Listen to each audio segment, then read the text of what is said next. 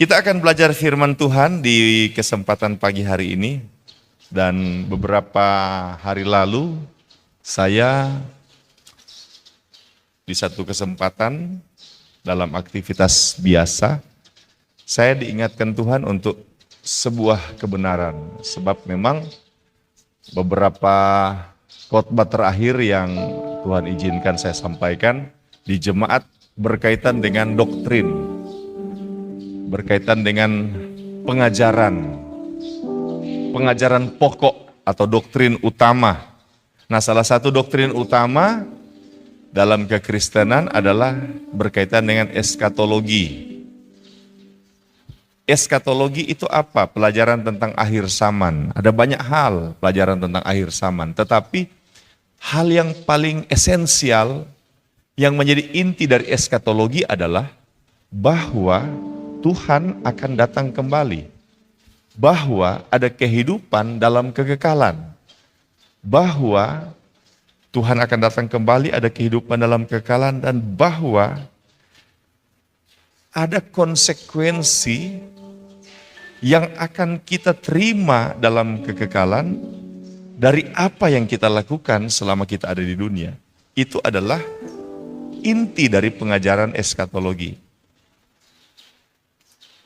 Ada kehidupan kekal, Tuhan akan datang, dan bahwa akan ada konsekuensi. Konsekuensi itu artinya perbuatan kita yang kita lakukan selama kita ada di dunia, itu akan berdampak dalam kekekalan. Dan karena dasar itulah, maka kita akan mulai belajar firman Allah dari kitab Wahyu pasal 20 ayat 12. Wahyu pasal 20 ayat 12. Dengan kasih dan hormat kita berdiri, kita akan bersama-sama membaca ayat ini. Wahyu pasal 20 ayat 12. Kita akan baca bersama-sama dalam nama Tuhan Yesus Kristus. 2, 3. Dan aku melihat orang-orang mati, besar dan kecil, berdiri di depan tahta itu. Lalu dibuka semua kitab, dan dibuka juga sebuah kitab lain, yaitu kitab kehidupan. Dan orang-orang mati dihakimi menurut perbuatan mereka, berdasarkan apa yang ada tertulis di dalam kitab itu. Puji Tuhan, disilakan duduk. Haleluya. Beberapa hari lalu saya entah mengapa di sela-sela aktivitas pelayanan, aktivitas sehari-hari, muncul kata ini, kitab kehidupan, kitab kekekalan. Nah, muncul kata itu, kitab kehidupan, kitab kekekalan. Dan kata ini berulang-ulang muncul di sela-sela aktivitas sehari-hari, berkali-kali muncul. Saya sudah tidak bisa lagi menyiapkan khotbah karena ada jadwal. Sudah tidak lagi menggunakan pendekatan itu karena cukup sering jadwal dan pelayanan. Sehingga yang saya lakukan adalah saya mencatat semua rema yang Tuhan taruh di hati. Dan tinggal menunggu kapan kebenaran ini akan disampaikan, kapan momennya. Jadi sudah tidak lagi, karena ada jadwal saya, maka saya sudah bukan. Jadi saya catat, semua rema tinggal menunggu untuk disampaikan. Nah, salah satu adalah seperti ini. Tuhan taruh di hati saya, kitab kehidupan, kitab kekekalan. Nah, dan ternyata saya diberikan jadwal oleh yang mengatur untuk menyampaikan khotbah hari ini. Berarti kebenaran ini yang harus disampaikan kepada kita semua. Wahyu pasal 20 ayat 12, kita belajar sedikit ya. Perlu fokus.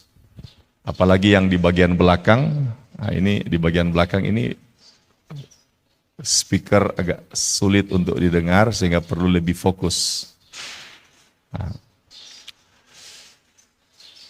ini kan ada ruang kudus, ruang maha suci, ruang suci dan halaman. Nah, yang di halaman ini perlu lebih perhatikan karena sound kita belum sangat baik ya. Kita berdoa supaya bisa ada sound yang lebih baik, bisa menjangkau lebih. Dan juga ada ruangan maha suci kedua. Nah, di sebelah sini. Ini juga agak sulit. Ada ruang sangat suci ketiga. Ini spot-spot yang kadangkala kalau tidak fokus kehilangan firman. Apalagi yang di bagian belakang. Nah, ini harus perhatikan ya di bagian dalam. Mari kita akan mulai belajar. Wahyu pasal 20 ayat 12. Aku melihat orang-orang mati besar dan kecil berdiri di depan tahta itu. Lalu dibuka semua kitab dan dibuka juga sebuah kitab lain, yaitu kitab kehidupan. Sudah perhatikan? Terlihat ada dua kelompok kitab ya. Ada dua kelompok kitab. Kelompok pertama disebut dengan istilah semua kitab. Berarti kalau semua kitab lebih dari satu. Semua kitab. Tetapi kitab-kitab yang lebih dari satu itu dikelompokkan dalam satu kategori istilahnya. Semua kitab. Kemudian ada kategori yang lain yang disebut dengan istilah kitab kehidupan dan disebut kitab lain. Jadi ada kitab-kitab, ada kitab-kitab, ada kitab-kitab, ada buku-buku istilahnya, buku-buku, kitab-kitab di sini. Tetapi di samping buku-buku ini, kitab-kitab ini, ada kitab lain. Kitab lain, satu kitab yang beda dari kitab-kitab ini, dari buku-buku ini. Beda. Namanya kitab kehidupan. Bapak Ibu saudara sekalian, kita akan lihat ya. Ini kitab-kitab ini apa isinya?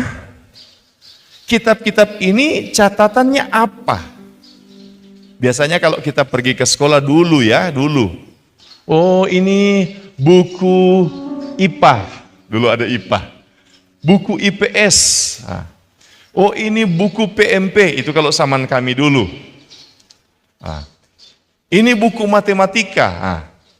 Jadi ada kitab-kitab. Dan ada satu kitab yang beda dari kitab-kitab itu yang disebut dengan istilah kitab kehidupan. Nah kita mau belajar dari Alkitab, apa yang tertulis dalam kitab kehidupan, dan apa yang tertulis dalam kitab ini. Kitab-kitab ini. Kitab kehidupan ini apa yang tertulis dan konsekuensinya apa istilahnya. Sementara yang tertulis di kitab-kitab ini apa dan konsekuensinya apa. Kita akan mulai dengan melihat apa yang Alkitab ajarkan tentang apa sih catatan dalam kitab kehidupan. Mazmur 69 ayat 28. Ini menuntut multimedia harus respon cepat karena banyak sekali ayat saya akan baca. Mazmur 69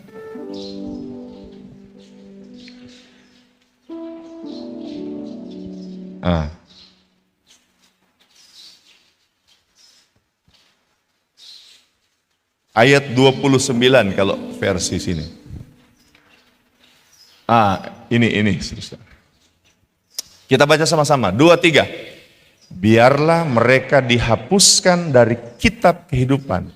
Janganlah mereka tercatat bersama-sama dengan orang-orang yang benar. Oh, berarti kitab kehidupan ini mencatat daftar nama orang-orang benar. Jadi orang-orang benar dicatat di kitab kehidupan. Orang tidak benar tentunya tidak dicatat di kitab kehidupan. Oke, Filipi pasal 4 ayat 3. Filipi pasal 4 ayat 3. Kita baca sekali lagi. Bahkan ku minta kepadamu juga Sunsugos, temanku yang setia, tolonglah mereka, karena mereka telah berjuang dengan aku dalam pekabaran Injil, bersama-sama dengan Clemens dan kawan-kawanku sekerja yang lain, yang nama-namanya tercantum dalam kitab kehidupan. Dari Filipi 4 ayat 3 kita tahu, kitab kehidupan ini berisi daftar orang-orang yang berjuang dalam pelayanan. Orang-orang yang berjuang dalam pelayanan namanya tercatat dalam kitab kehidupan. Wahyu 3 ayat 5. Nanti sebentar saya akan buat kesimpulan sedikit, kiranya bisa diperhatikan ya. Mahasiswa RMK, mahasiswi RMK baca, 2, 3.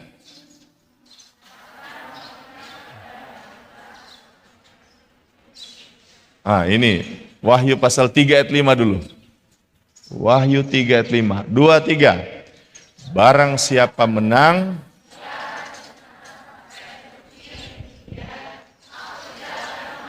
namanya dari kitab kehidupan di hadapan Bapakku. Oh, orang yang menang. Orang yang menang itu tercatat di kitab kehidupan. Menang dalam hal apa? Menang ketika Indonesia melawan Australia.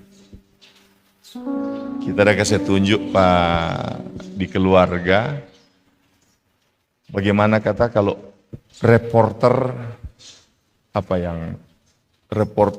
sepak bola yang teman-teman dari Muslim, ketika Indonesia berhasil memasukkan bola ke gawang, dia bilang, Alhamdulillah, itu katanya. Kemudian dia bilang, kalau worship leader, lain. Jadi pas orang pemain Indonesia masukkan bola, dia bilang, haleluya, puji Tuhan, haleluya. Oh, langsung penyembahan katanya dia. Barang siapa menang? Menang di sini adalah orang yang menang dalam pertandingan iman. Menang dalam pertandingan iman, artinya orang-orang yang setia. Kita lihat Wahyu 13 ayat 8. Siap-siap mahasiswa RMK.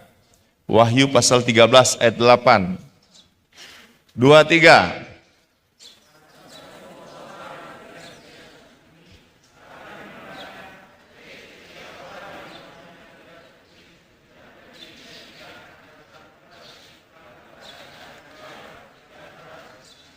Menyembah iblis lewat antikris. Siapa? Orang-orang yang tidak tertulis dalam kitab kehidupan. Artinya, orang yang tertulis dalam kitab kehidupan tidak menyembah iblis, tidak menyembah antikris.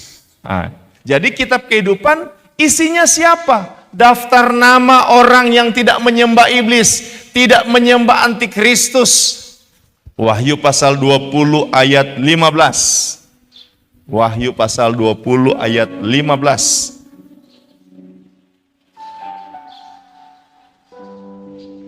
Semua orang tua, bapak ibu, semua orang tua akan baca ini. Wahyu pasal 20 ayat 15. Sudah, semua orang tua. 2, 3.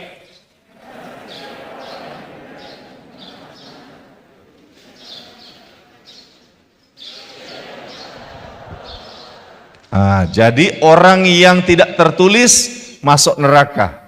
Orang yang tertulis masuk sorga. Berarti kitab kehidupan itu memuat daftar nama orang-orang yang masuk sorga. Itu di kitab kehidupan.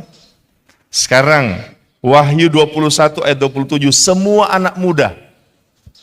Wahyu pasal 21 ayat 27. Semua anak muda. Baca, 2, 3.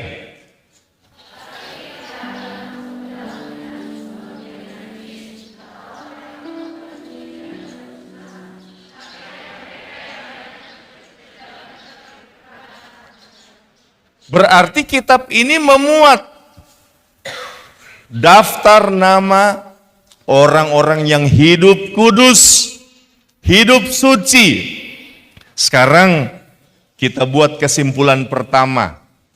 Apa yang tertulis di dalam kitab kehidupan?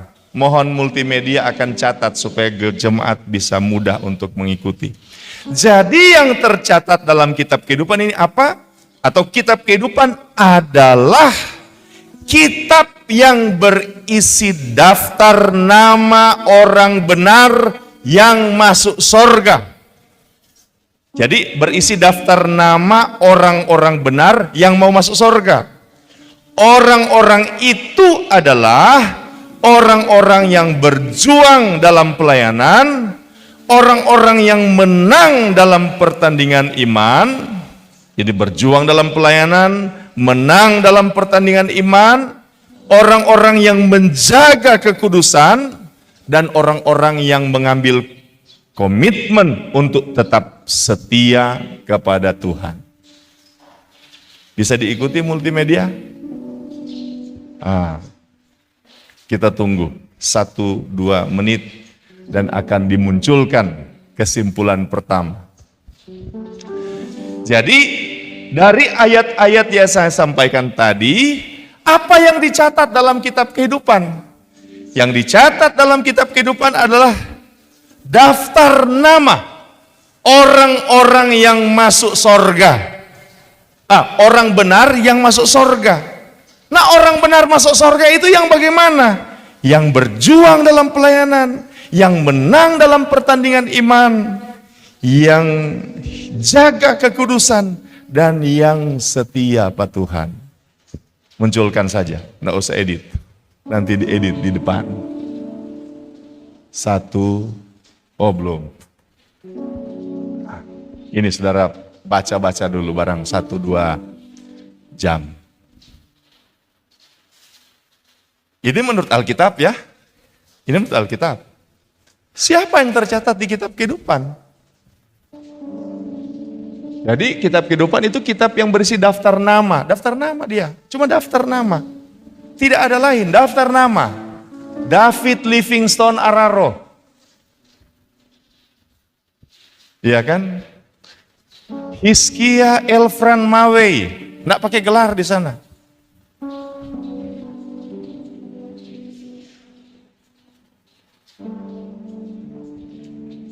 Reki Haurisa. Om Reki Hagaga, kita bernama ada? Oh ada Om. Haleluya. Orang-orang benar yang masuk sorga. Artinya kalau ada nama di sana, masuk sorga itu. Karena itu ada lagu. Namaku di sanalah dalam kehidupan kekal. Jadi itu lagu itu bukan tidak ada dasar, ada dasarnya. Haleluya, puji Tuhan. Itu kitab kehidupan. Nah, orang benar masuk sorga itu yang mana? Orang yang berjuang dalam pelayanan. Itu berjuang itu artinya berjuang. Orang yang menang dalam pertandingan iman. Oh, banyak sekali cara iblis menggunakan dunia, keinginan daging supaya kita bisa kalah dalam perjuangan iman. Jaga kekudusan. Wah, apalagi di masa sekarang ini menjaga kekudusan. Jangankan anak muda, orang tua pun tidak gampang. Setia kepada Tuhan. Ada orang masih punya iman, tetapi tidak setia. Ibadah bolong-bolong. Berdoa bolong-bolong, baca Alkitab bolong-bolong, melayani bolong-bolong. Jadi orang Kristen mentalitas bujangan. Asal begini nasib jadi bujangan. Kemana-mana asalkan suka, tiada orang yang melarang. Oh, apalagi kalau dulu satu kampung satu gereja. Jadi kalau kalau sekarang banyak pilihan, apalagi di kota. Sehingga mau setia ini jadi tantangan.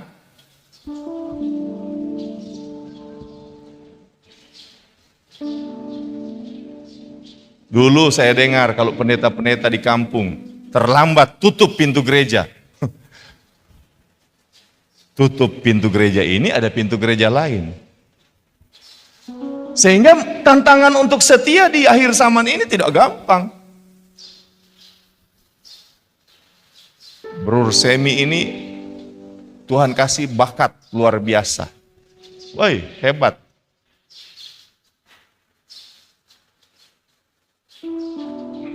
keyboard jago, melodi jago, bass bagus, drum tahu, cukup bagus juga.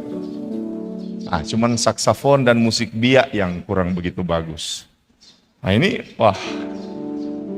Tetapi ambil keputusan komitmen setia tidak mudah.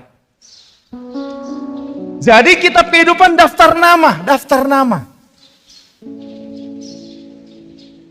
Semitobangen, oh ada. Ningsi Sagemba, oh ada. Haleluya. Sekarang kita lihat kitab yang selain kitab kehidupan. Balik ke Wahyu pasal 12. Wahyu pasal 20 ayat 12 maksudnya. Kembali ke Wahyu pasal 20 ayat 12.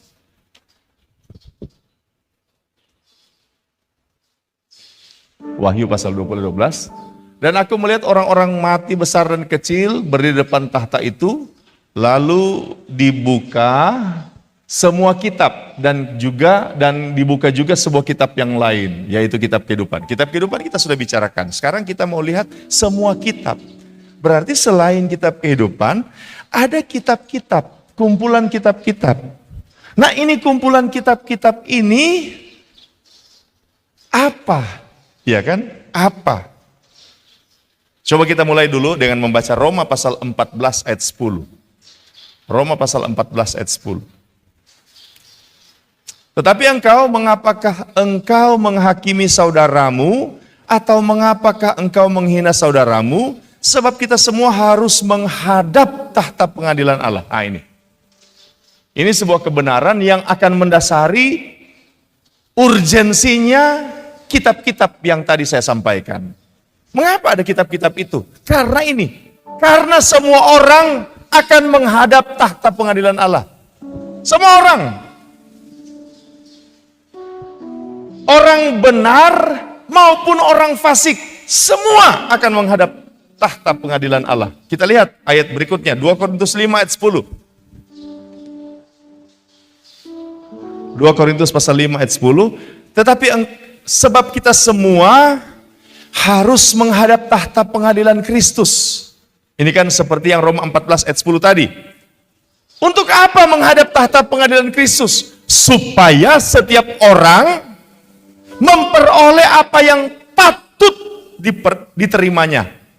Sesuai dengan yang dilakukannya dalam hidupnya ini, baik ataupun jahat. Memperoleh apa yang patut. Ada orang fasik, ada orang kafir yang tidak mengenal Tuhan. Ada orang benar, orang yang beriman kepada Tuhan. Tetapi orang beriman kepada Tuhan ini, Bapak Ibu Saudara sekalian, bisa beda-beda klasifikasinya. Ada orang benar yang setia banget dengan Tuhan. Ada orang benar yang kurang setia kepada Tuhan. Ada orang benar yang sangat-sangat ketat disiplin rohaninya. Ada orang benar yang kurang ketat disiplin rohaninya. Ada orang benar yang sangat-sangat berjuang untuk hidup kudus. Ada orang-orang benar yang pandang enteng kekudusan. Ada orang benar yang sangat-sangat setia melayani. Ada orang benar yang saya katakan tadi bolong-bolong pelayanannya. Sama-sama masuk surga, yang orang kafir ini sama-sama masuk neraka. Orang masuk surga ini harus dihakimi lagi. Dihakimi lagi supaya terima sesuai dengan apa yang patut dia terima. Jadi sama-sama masuk surga, tapi beda upah istilahnya. Haleluya. Beda upah. Nah, bagaimana bisa membedakan? A dan B sama-sama orang benar. Dua-dua namanya ada di kitab kehidupan. Bagaimana bisa membedakan upah dua orang ini? Dibukalah kitab-kitab yang lain. Wahyu pasal 20 ayat 12. Kita lihat kembali Wahyu 20 ayat 12. Dan dibuka juga sebuah kitab lain, yaitu kitab kehidupan, titik. Dan orang-orang mati dihakimi menurut perbuatan mereka berdasarkan apa yang ada tertulis di dalam kitab-kitab itu. Kitab-kitab ini memuat, berisi catatan tentang apa? Catatan tentang perbuatan-perbuatan kita. Kalau kitab kehidupan berisi daftar nama saja. Kalau kitab-kitab ini berisi catatan. Jadi mengapa yang satu hanya satu kitab, yang ini kitab-kitab, artinya banyak kitab? Karena yang kitab-kitab ini catatan, daftar, bukan hanya daftar, uraian. Kalau ini kan daftar, kalau ini uraian tentang apa? Tentang apa yang kita kerjakan, perbuatan kita sebagai dasar dari penghakiman Tuhan. Haleluya. Haleluya. Semua kitab tolong dicatat oleh multimedia supaya ditampilkan kepada jemaat bisa baca. Semua kitab adalah kitab-kitab yang mencatat semua perbuatan manusia yang menjadi dasar pemberian upah maupun penghakiman. Jadi catatan menjadi dasar pemberian upah. Sudah? Itu bedanya ya Bapak Ibu Saudara sekalian. Beda. Ada kitab kehidupan dan ada kumpulan kitab-kitab. Kitab kehidupan berisi daftar. Daftar nama orang masuk sorga, orang-orang setia dan sebagainya. Kitab-kitab ini berisi uraian tentang perbuatan-perbuatan kita. Munculkan saja, jangan terlalu lama diedit.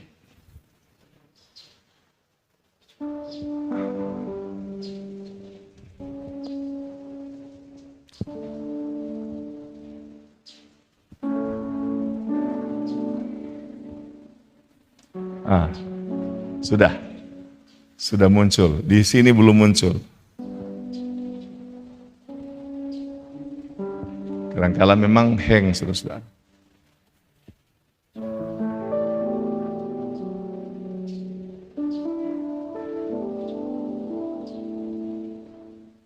Ini Bapak Ibu sekalian. Jadi kitab mencatat semua perbuatan manusia menjadi dasar. Ini doktrin Kristen. Ini doktrin Alkitab ini Bapak Ibu sekalian. Kitab yang mencatat semua perbuatan manusia yang akan menjadi dasar pemberian upah. Sama-sama masuk sorga, upahnya beda.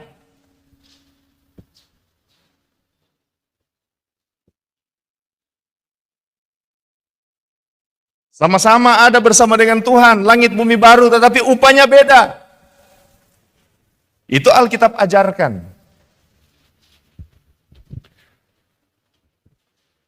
Sekarang saya akan masuk ke 4 aplikasi.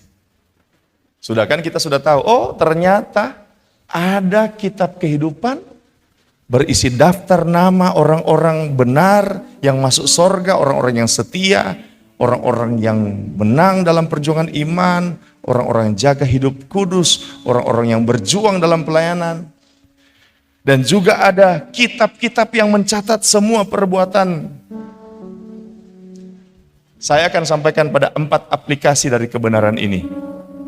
Yang pertama, pastikan nama kita tercatat di kitab kehidupan. Saya ulangi. Pastikan nama kita tercatat di kitab kehidupan, pastikan. Lukas pasal 10 ayat 20. Lukas pasal 10 ayat 20. Namun demikian janganlah bersukacita karena roh-roh itu takluk kepadamu, tapi bersukacitalah karena namamu ada terdaftar di sorga. Pastikan terdaftar. Bapak Ibu punya nama di GPD DTC. Yang isi formulir di depan punya nama. GPDTC sekali lagi saya katakan, ini terbuka, ibadahnya terbuka kepada semua orang. Siapa yang datang, silahkan datang. Kami menerima dengan sukacita, dengan tulus hati beribadah bersama, silakan. Tapi saya ingatkan kepada tim pastoral dan kepada semua pelayan-pelayan. Jangan tebar pesona ya bagi jemaat Tuhan yang datang ibadah di tempat ini yang tidak mengambil komitmen. Mungkin mereka ada gereja lain, tetapi karena waktu atau alasan-alasan lain mereka ibadah sementara di sini. Tapi jemaat yang datang kemudian ambil keputusan beribadah, berkomitmen, ambil formulir. Apa bedanya? Oh, ini dapat pelayanan pastoral, dapat kesempatan melayani bersama.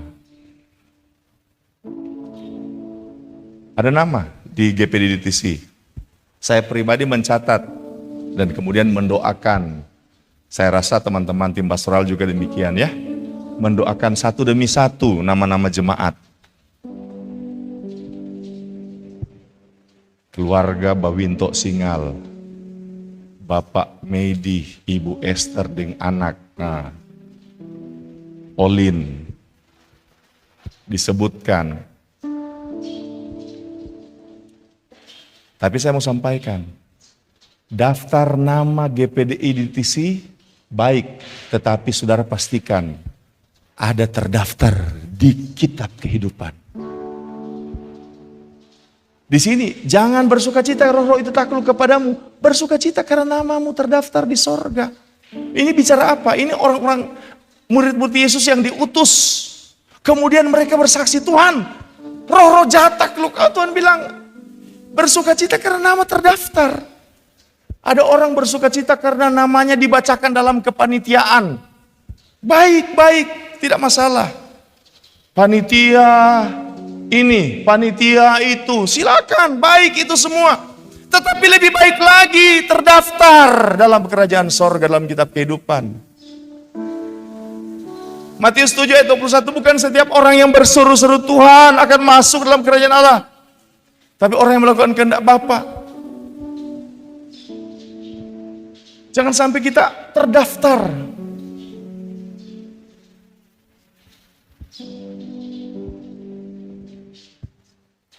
Jarang-jarang itu, sudah jarang-jarang. Masuk di Bitung, pompa minyak, SPBU sebelah kiri, ada baliho waktu KKR lalu. Kita foto ada di situ.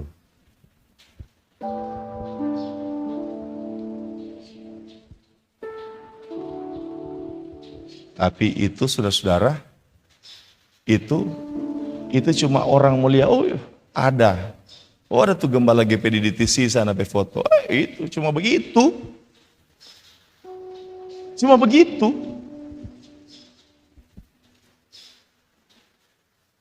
Tapi pastikan yang paling hebat adalah nama kita terdaftar dalam buku kehidupan. Karena itu orang yang dibaptis ini, orang yang dibaptis ketika dibaptis, nyanyikan dengan sukacita, namaku di sanalah dalam buku kehidupan kekal. Ada seorang baptis namaku tercatat. Apa dasarnya?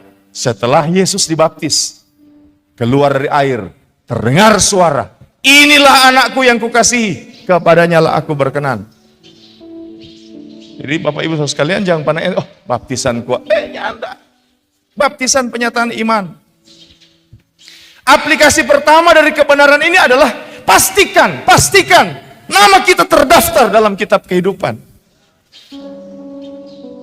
Yang kedua, Kolose 2 ayat 6 dan 7. Ini aplikasi kedua. Kamu telah menerima Kristus Yesus Tuhan kita. So terima toh. Pakai bahasa Manado. So terima toh. So terima Yesus toh. So jadi anak Tuhan toh. So lahir baru toh. So jadi orang percaya toh. Karena itu. Karena so terima Yesus. Karena sudah lahir baru. Karena sudah beriman orang percaya.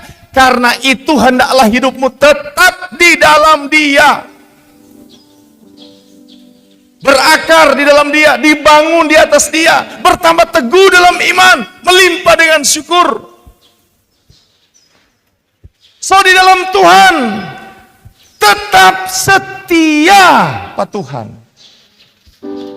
Akan ada banyak tantangan, tetap setia. Banyak godaan, tetap setia. Banyak kesulitan, tetap setia. Banyak penyesatan, muncul sekarang kan penyesatan, tetap setia. Oh, so terdaftar di kitab kehidupan.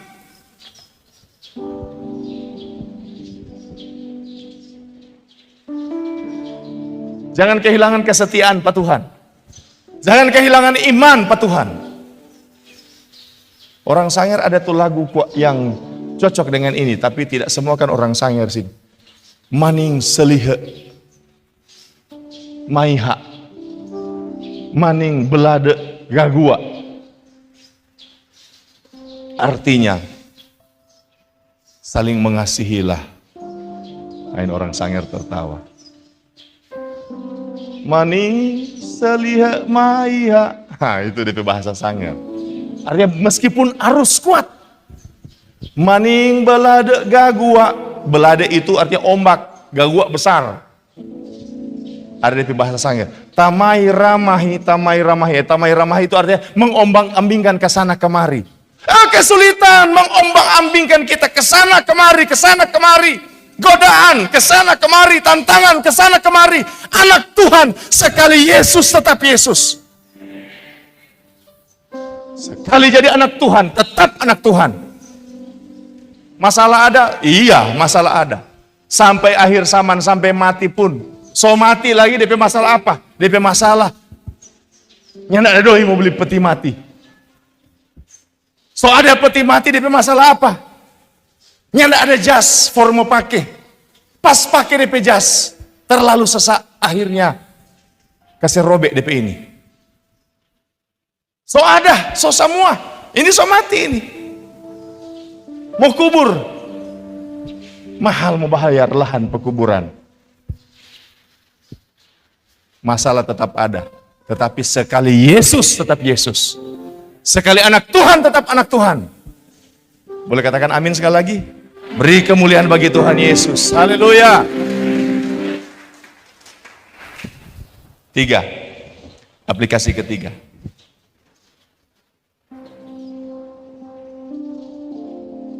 Yosua 1 ayat 8.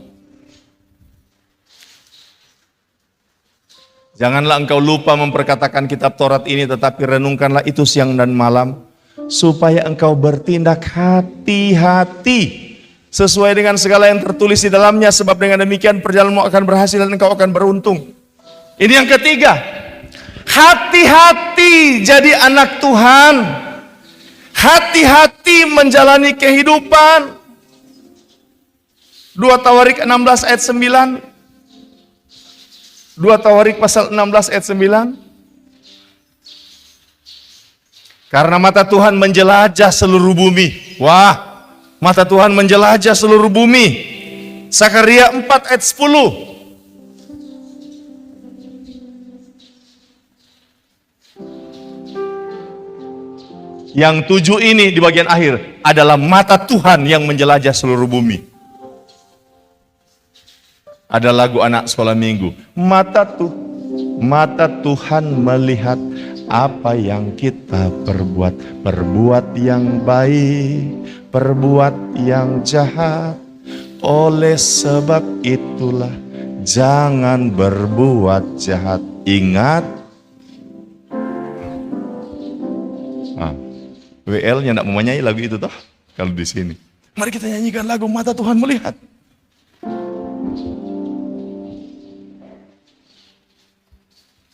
Dan karena mata Tuhan ini, mata Tuhan yang 7 ini adalah, wah, bayangkan 7 itu sempurna. Kalau CCTV ada spot-spot yang tidak kelihatan. Di RMK ada CCTV. Saya lupa ya, ada 16 atau 24. Ya, Vian dan Samu yang pasang itu lah. Satu waktu ada papan suri masuk. Lihat CCTV, lihat CCTV, nyandak dapat. Kiapa? Rupanya itu CCTV pe kamera nyandak di situ. Ada marpas-pas, dia ada sorot di DP belakang. Jadi nyandak dapat lihat. Tapi kalau mata Tuhan 7, muka, belakang, kiri, kanan. Kong tuh 3.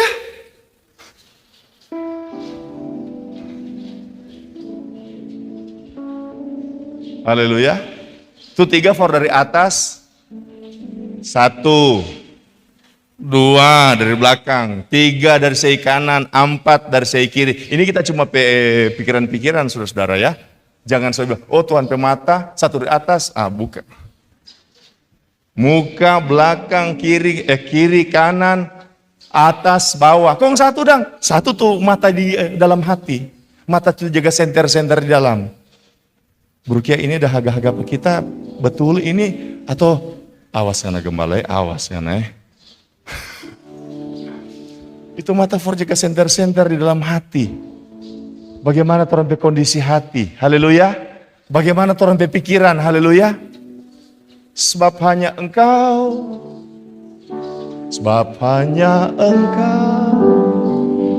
pribadi yang mengenal hatiku. Bagaimana dia bisa kenal hati kita? Karena matanya bisa melihat hati. Engkau yang mengetahui pikiranku dari jauh. Bagaimana dia bisa mengenal pikiran kita? Karena matanya ada menembus pikiran kita. Di hadapan manusia boleh kau bersandiwara, tapi jangan kepada Tuhan. Semua sampai di situ yang saya tahu. Kita bisa ini. Saudara-saudara, hari ini 25 tahun kami menikah. Dari beberapa bulan atau dari tahun lalu, kita begini. Kalau orang kaweng, bayangkan dari tahun lalu tasolia, Dengsas. Tanggal 15 September hari Minggu, pas-pas, bekeng jo acara hari Minggu. Cuma saudara-saudara, banyak sekali ini sibuk. Kita rasa susah nyendak bekeng. Kita rasa susah, Marta so berdoa. Kita bilang begini, Pak Tuhan di doa, Tuhan, kita punya kemampuan mau bekeng karena berkat-berkat Tuhan, baik lewat jemaat dan juga jemaat di luar. Cuma karena ini pelayanan dan urusan banyak sekali. So abis kita ruang mau pikir mau bekeng itu saudara-saudara. Kita otak ini so abis. Soalnya ndak ada DP nat mau pikir mau bekeng itu. Kita yakin Bro Romi mengerti kita kalimat ini ya Bro. So abis tapi nat. A, B, C, D, E, F, G dan sebagainya. So abis tapi nat. Kita bilang Pak Ibu Gembala, kita maksudnya ndak ada kita ruang di otak Pak kita mau pikir mau bekeng turun 2 acara pernikahan perak.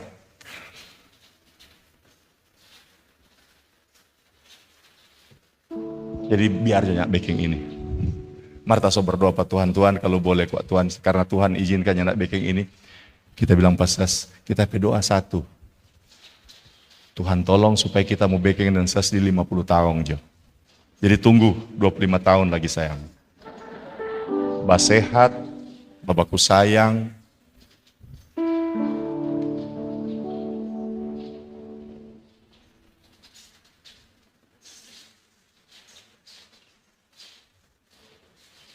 Kita ada tulis begini di kita chat pada pesas tadi. Doaku, orang 2 sampai tua, mau enif 50 tahun. Biar baku marah tetap baku sayang. Biar beda pendapat mar tetap sehat, sehati. I love you.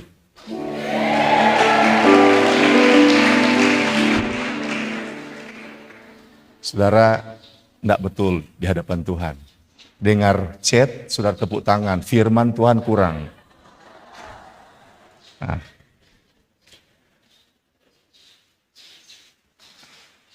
Wakil gembala ada minta izin ada pelayanan di luar. Dia bilang, kelar khotbah langsung datang. Siapa?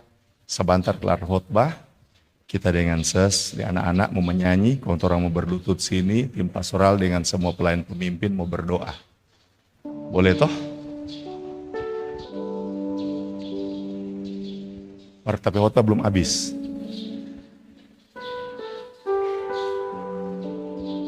Hati-hati bertindak.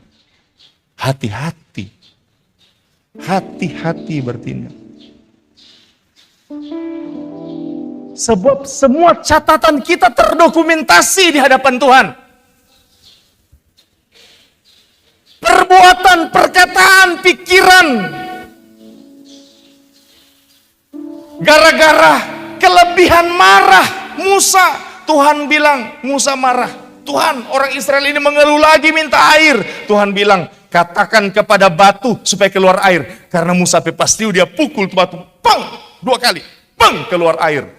Tapi Tuhan bilang, gara-gara itu kamu tidak boleh masuk ke tanah perjanjian.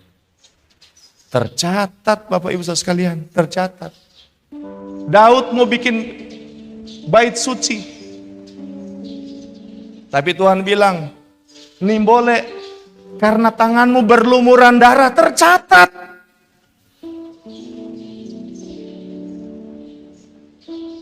Jangan karena Tuhan itu maha besar, maha pengampun. Ia adalah setia dan adil, ia akan mengampuni segala dosa kita dan menyucikan kita dari segala kejahatan kita. Dan kemudian kita dengan gampang berbuat dosa. Dengan mudah berbuat dosa. Karena kita tahu, kalau saya berbuat dosa, saya akan minta ampun dan Tuhan akan mengampuni saya. Hati-hati engkau, hati-hati. Ada catatan. Ada catatan. Ada catatan. Mengapa anak-anak Tuhan harus hidup benar? Ada catatan. Haleluya, itu aplikasi ketiga. Aplikasi keempat. Saya baca ayat dulu ya. 1 Korintus 15 ayat 58. Kita baca sama-sama dalam nama Tuhan Yesus Kristus. 2, 3. Karena itu saudara-saudaraku yang kekasih, berilah teguh, jangan goyah, dan giatlah selalu dalam pekerjaan Tuhan. Sebab kamu tahu bahwa dalam persekutuan dengan Tuhan, tetap teguh, tetap setia, persekutuan dengan Tuhan, dalam pekerjaan Tuhan, giat, jeripayamu tidak sia-sia. Kisah Rasul pasal 10 ayat 4. Kisah Rasul 10 ayat 4. Kornelius didatangi malaikat Tuhan. Ia menatap malaikat itu dan dengan takut ia berkata, ada apa Tuhan? Jawab malaikat itu, semua doamu dan sedekahmu telah naik ke hadirat Allah dan Allah mengingat engkau. Oh, ada catatannya. Ada dokumentasinya. Apa yang dilakukan oleh Kornelius? Orang bisa lupa, orang bisa mengabaikan. Bisa ditelan waktu. Saya munculkan 3 gambar di akhir khotbah saya. Gambar pertama. Tolong dimeremkan lampu ini. Bukan ini. Gambar pertama bukan ini. Gambar tabernakel. Ya. Terima kasih. Ini gambar tabernakel orang Israel di padang gurun. Tempat ibadah orang Israel. Waktu orang Israel dari Mesir ke tanah Kanaan. Ini gambarnya. Ini replikanya ya. Dan Bapak Ibu saudara sekalian, kalau baca Keluaran pasal 25 ayat 3-7, enggak usah munculkan. Untuk bikin ini, orang Israel harus kasih sumbangan. Bayangkan ini di padang gurun. Semua orang Israel tidak punya pekerjaan. Betul ya? Tidak punya pekerjaan mereka. Nggak ada kerja orang Israel di padang gurun. Tapi untuk membuat tempat ibadah, Tuhan bilang ke Musa, Musa, sampaikan kepada orang Israel, basumbang, A, B, C, dan sumbangannya bukan main-main. Emas, perak, permata krisopras, dan sebagainya. Saya mau tanya kepada Bapak Ibu saudara sekalian, Di mana ini tabernakel ini? Di mana? Tidak ada lagi. Musnah ditelan saman. Musnah, habis. Habis.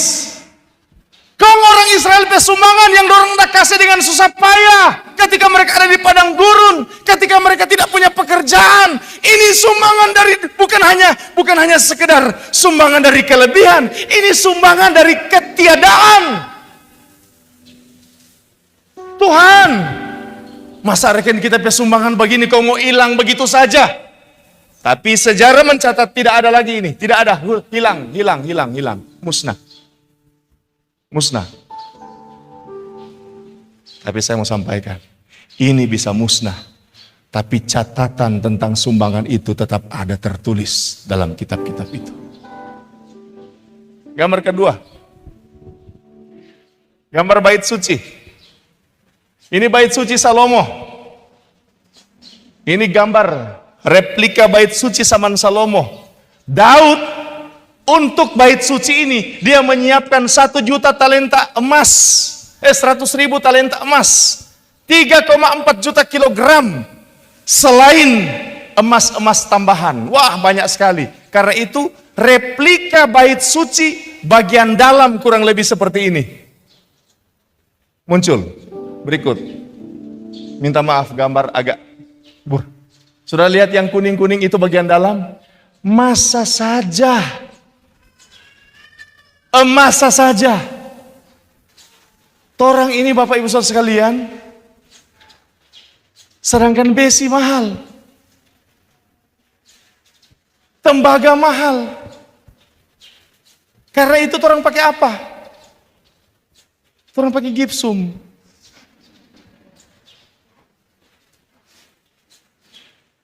Karena tidak ada emas, torang pakai apa? Pakai wallpaper. Oh, rumah kalau so pakai wallpaper so jago. Karena wallpaper mahal. Ibu Gembala beli di RMK wall sticker. Lebih murah. Bait suci emas. Di mana sekarang? Habis, hilang. Tidak berbekas. Tidak berbekas, habis, hilang. Kasihan Daud pesumbangan. Kasihan orang Israel usaha. Kasihan. Nyana masalah. Mengapa? Ini bisa hilang, tetapi dokumentasi dalam kitab-kitab kekal itu tetap ada. Saya kalau orang melayani, kalau orang bersumbang, kalau orang memberi, kalau orang bekerja untuk Tuhan, jangan terlalu fokus dengan catatan, jangan terlalu fokus dengan dokumentasi manusia, jangan terlalu fokus dengan ucapan terima kasih orang. Itu semua baik secara manajerial, secara organisasional.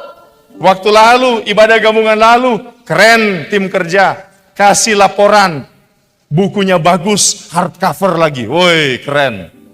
Itu bagus. Tetapi ada kemungkinan itu buku itu mau tak suruh di mana, tahu? Ada kemungkinan tuh laporan-laporan itu, foto waktu. Kita sering jaga foto jemaat kerja bakti, mahasiswa kerja bakti. Tetapi kita kan tidak jaga posting, saudara-saudara. Kok kita soalnya tahu di mana itu foto itu? Padahal orang itu anak-anak sobat gaya. Tidak pernah kita posting. Tidak usah masalah. Bukan masalah. Yang penting ada, tercatat di kitab-kitab. Dan kalau tercatat di kitab-kitab, malaikat bilang kepada Kornelius, Kornelius, doamu, sedekahmu diingat Tuhan. Berilah teguh, jangan goyah, setia dalam pekerjaan Tuhan. Yang setuju katakan amin, beri kemuliaan bagi Tuhan Yesus.